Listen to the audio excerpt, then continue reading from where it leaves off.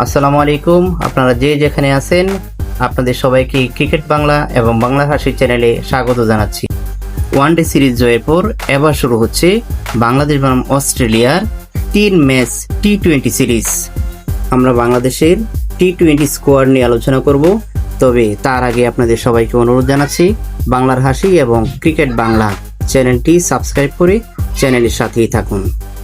BCB ইতিমধ্যেই 15 সদস্যের টি-20 squad ঘোষণা করেছে।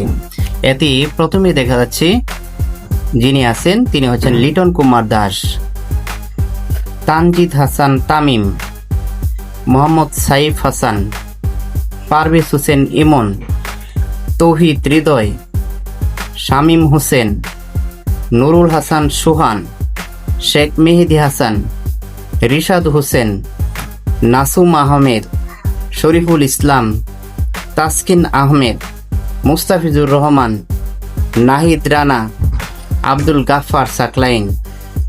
ম্যাচটি শুরু হবে, প্রথম টি-20 ম্যাচ শুরু হবে চট্টগ্রামে বীরশ্রেষ্ঠ ফ্লাইট লেফটেন্যান্ট মতিউর রহমান স্টেডিয়ামে 17 জুন বুধবার বেলা 2 ঘটিকায়। বাংলাদেশ টি-20 দলের ক্যাপ্টেন লিটন দাস এবং ভাইস ক্যাপ্টেন তৌহিদ হৃদয়। দেখা যাচ্ছে বাংলাদেশের স্কোয়াডে 7 জন ব্যাটসম্যান, 3 জন স্পিনার কাম অলরাউন্ডার এবং 5 জন পেসার রাখা হয়েছে। ওয়ানডে ম্যাচে দারুণ খেলার পর টি-20 বাংলাদেশ কেমন করবে সেই সম্বন্ধে পরবর্তী ভিডিও শোনার আমন্ত্রণ জানিয়ে আজ শেষ করছি।